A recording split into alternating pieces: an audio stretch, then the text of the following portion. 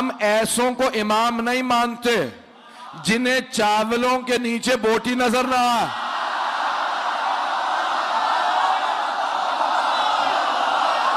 پہنچ گئے.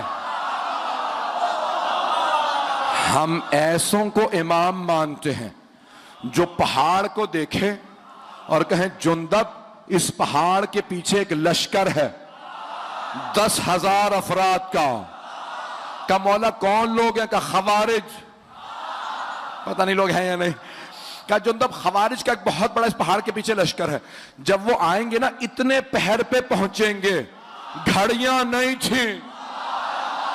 مولا نے کہا اتنے پہر پہ پہنچیں گے، جندب میرے قتل کے لیے آئیں گے، ان کے 7 افراد سے زیادہ بچیں گے نہیں، میرے 7 سے زیادہ مریں گے نہیں.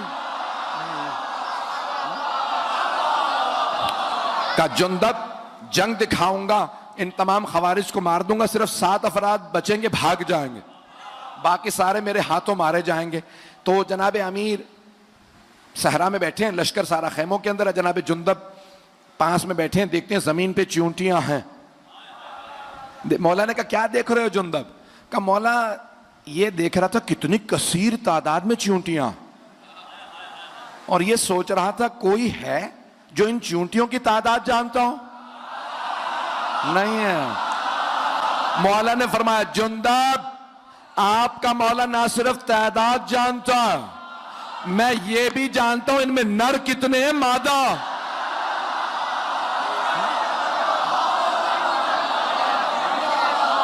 غور فرما رہے ہیں.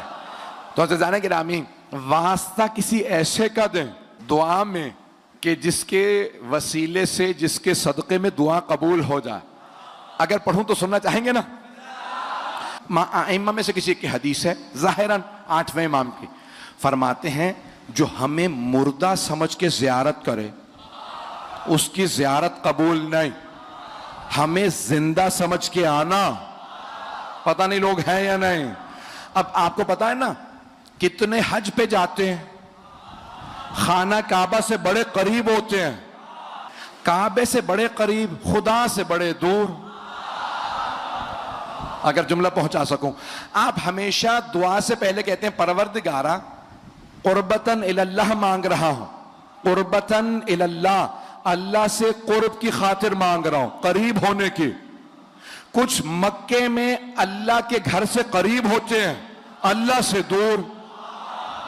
کچھ کعبے سے دور ہوتے ہیں، اللہ سے بڑے قریب. کعبے سے قریب نہ ہونا، اللہ سے قریب ہونا. ایک جملہ کہہ دوں، کچھ پیغمبر سے بڑے قریب.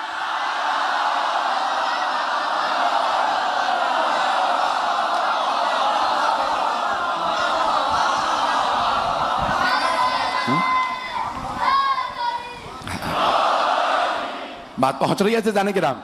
وہ آیت واقعہ پیش کرنا چاہتا ہوں، سنیے گا. اس سے پہلے میں ظاہراً پہلی یا دوسری مرتبہ جب حج پہ گیا سب کو بتا کے گیا، حاجیوں کو جو مومنین ساتھ تھے، کہ بھئی وہ ہاتھ نہیں لگانے دیتے. جب اندر جانا روضہ رسول پہ ہاتھ نہ لگانا، اشارے سے زیارت پڑھ لینا. ہاتھ لگاؤ گے تو وہ فوراً دھکا دیتے ہیں، روکتے ہیں، اور اگر ہاتھ میں چھڑی ہو تو چھڑی مار دیتے ہیں اور فوراً آواز دیتے ہیں بدعت.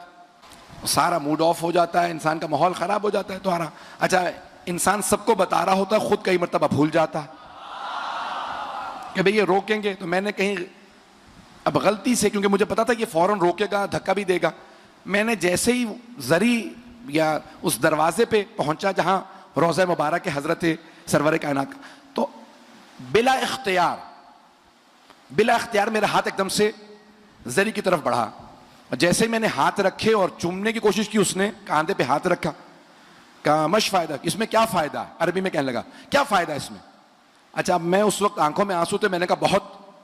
کہا کلم بات کر، آ جاؤ. شرطوں کو کہنے لگا آ جاؤ، ہم اس سے بحث کرتے ہیں. کہہ رہا ہے کہ بہت فائدہ.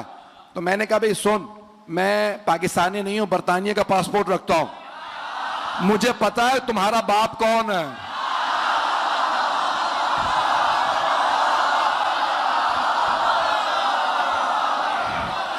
تو کہنے لگے چلے جاؤ، ہم بحث نہیں کرتے.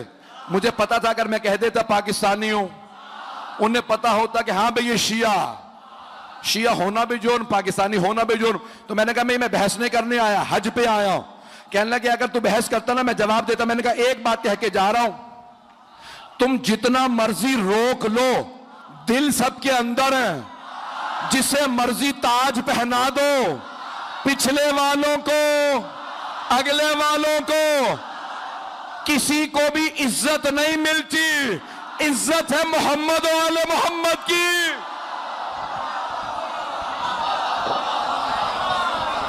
عزت آل محمد کی ہے.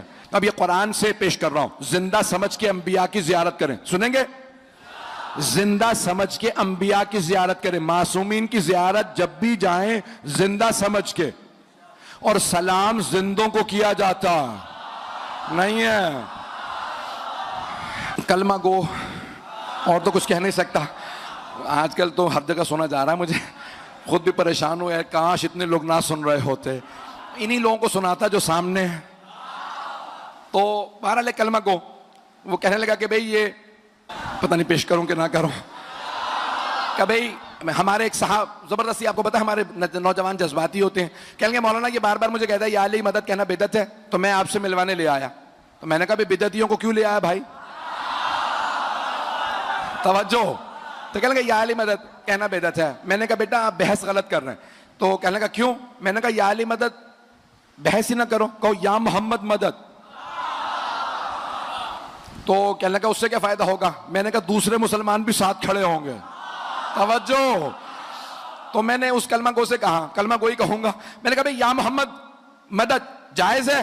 کہنے لگا نہیں وہ بھی جائز نہیں ہے. اچھا میں نے کہا بدت نکال دو، یا محمد جائز ہے؟ کہنے لگا نہیں وہ بھی جائز نہیں. میں نے کہا نماز پڑھتے ہو؟ کہنے لگا حافظ قرآن ہو. نماز تو پڑھتا ہوں. میں نے کہا ذرا سلام سنا.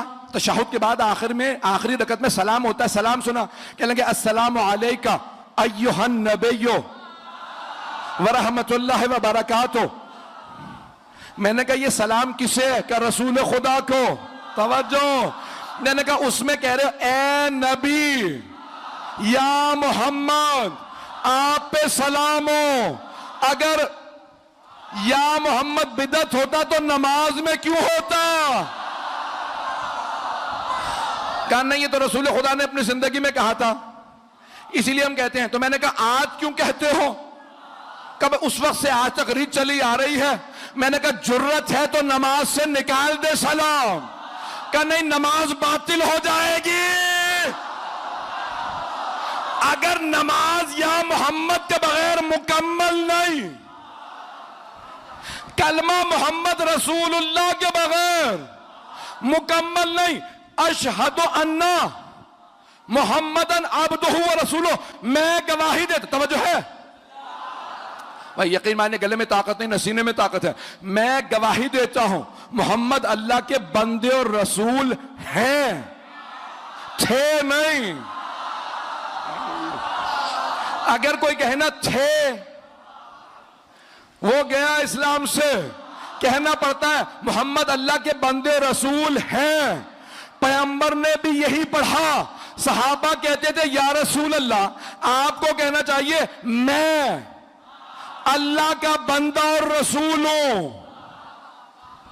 نہیں آپ کو کہنا چاہیے میں اللہ کا بندہ اور رسول ہوں. میں گواہی دیتا ہوں. میں آپ فرماتے ہیں میں گواہی دیتا ہوں محمد اللہ کے بندے اور رسول ہیں. تو آپ نے فرمایا اس لیے کہتا ہوں تاکہ تم میرے بات بدل نہ دو.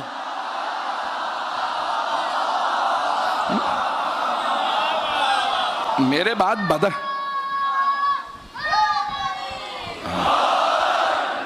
میں نہیں چاہتا میرے بات تم بدل دو، اسی لیے میں اسی طرح سے پیش کر رہا ہوں. توجہ میرے ساتھ رکھیے گا. روزانہ گرامی، اب حضرت عزیر اور عزیرہ کا واقعہ قرآن کریم میں موجود ہے کہ حضرت عزیر ایک بستی سے گزر رہے تھے جس پہ عذاب آ چکا تھا. ساری بستی ختم ہو چکی تھی. خاویۃ علی عروشہا قرآن کی آیات ہے. خاویۃ بالکل وہاں پہ عذاب آ چکا، سب ختم ہو چکے، ساری بستی تباہ و برباد ہو چکی تھی. تو جناب عزیر نے ایک سوال کر لیا، کہا پروردگارا یا رب کیف تحیی الموت، تو مردوں کو کیسے زندہ کرے گا؟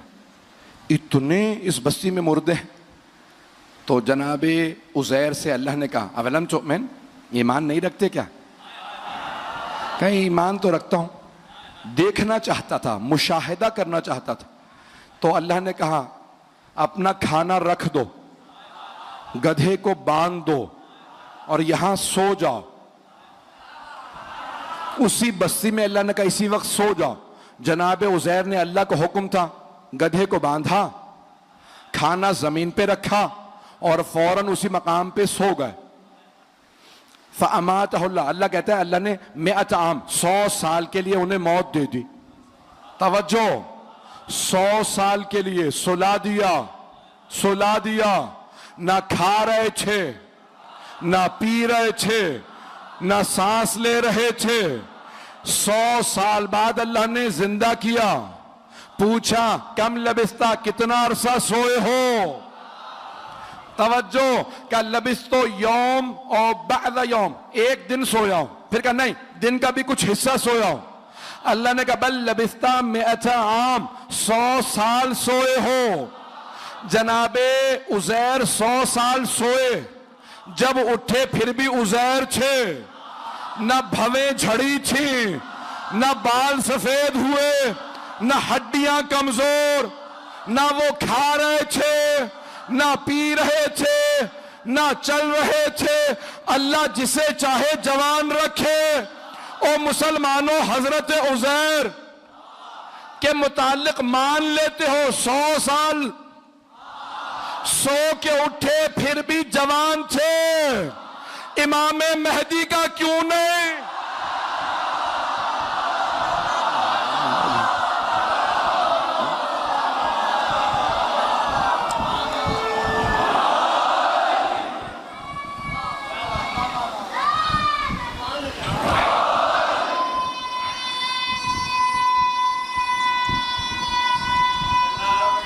ماشاءاللہ.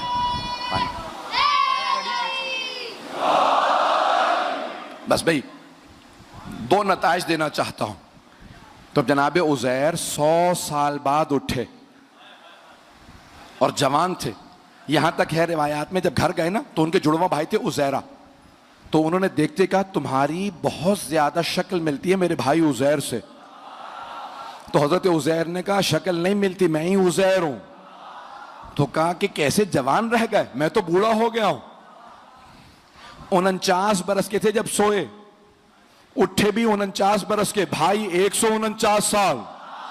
اس زمانے میں عمریں بڑی بڑی تھیں. توجہ، کچھ لوگ پہنچ رہے ہیں. تو کہا 100 سال. کہا 100 سال میں بوڑھا ہو گیا، بال سفید ہو گئے، آپ ابھی تک جوان. کہا ان اللہ علی کل شیء قدیر، اللہ ہر چیز پہ قدرت رکھتا ہے، اس نے جوان رکھا. عزیر پہ مان لیتے ہو، امام مہدی پہ آتے ہو تو تکلیف ہو جاتی ہے. پتہ نہیں لوگ ہیں یا نہیں. ایک چھوٹے نبی سے متعلق بات مان لیتے ہو، سب سے بڑے نبی کے وسیع سے متعلق کیا بات ہو جاتی ہے. بس میں ایک جملہ پیش کر رہا ہوں. تو جناب عزیر، اللہ نے وہاں پہ کہا کہ یا عزیر کم لبستہ، کتنا عرصہ سوئے؟ کل لبستو یوم و بعد یوم، ایک دن یا دن کا کچھ حصہ. کہا نہیں، بل لبستہ 100 عام، 100 سال سوتے رہیں.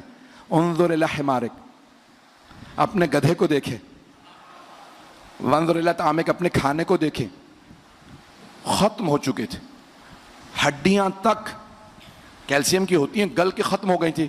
کہا اے عزیر دیکھیں مردوں کو کیسے زندہ کرتا ہوں.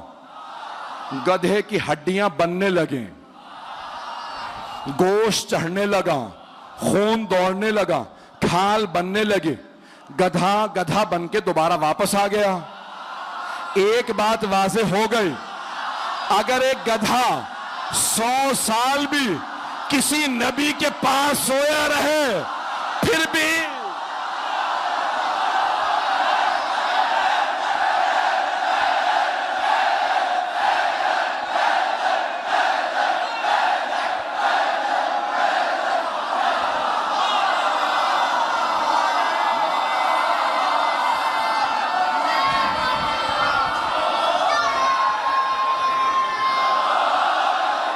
یہودی کہتا ہے یہ گدھا اس کا، میں کہتا ہوں میرا. کہا یا رسول خدا کوئی گواہ ہے آپ کے پاس؟ کہا نہیں. کہا پھر یہ یہودی صحیح ہے؟ اتنے میں حضرت خزیمہ رضی اللہ عنہ جیسے تشریف لائے تو رسول خدا نے کہا اے خزیمہ یہ یہودی کہتا ہے یہ گدھا اس کا ہے، میں کہتا ہوں میرا. انہوں نے کچھ سنا ہی نہیں، اگلی بات نہیں سنی جناب خزیمہ نے، فوراً کہا یا رسول اللہ گدھا آپ کا ہے.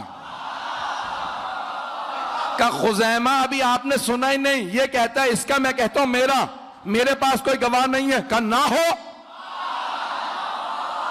کہا خزیمہ کیسے فیصلہ دے دیا میں حق ہوں؟ کہا یا رسول اللہ آپ نے کہا جنت ہے،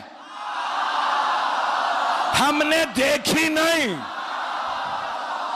ہم نے جنت مان لی. آپ نے کہا جہنم ہے، ہم نے دیکھی نہیں، ہم نے مان لی. آپ نے کہا صراط ہے، میزان ہے. جب بغیر دیکھے سب کچھ مان لیا تو جب آپ کہہ رہے ہیں کہ سواری آپ کی تو آپ کی. تو اب آپ نے فیصلہ دیا. رسول خدا نے کہا خزیمہ آج سے آپ ہیں ذو الشہادتین.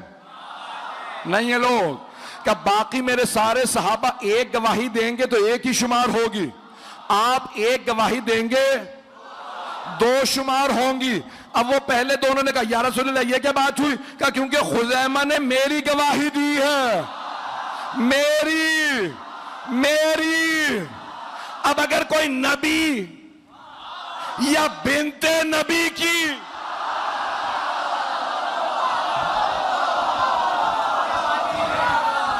گواہی دے، یہ بڑے بڑے جلیل القدر اصحاب رسول ہیں.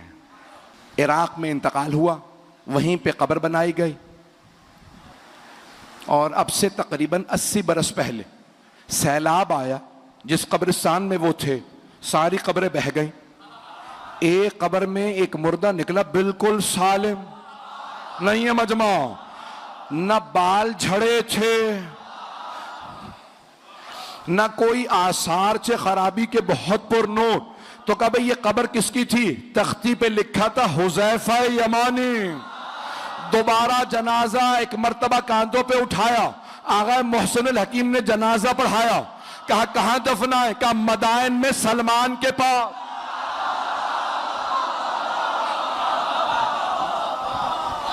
عزیزان گرامی، آل محمد کے ماننے والے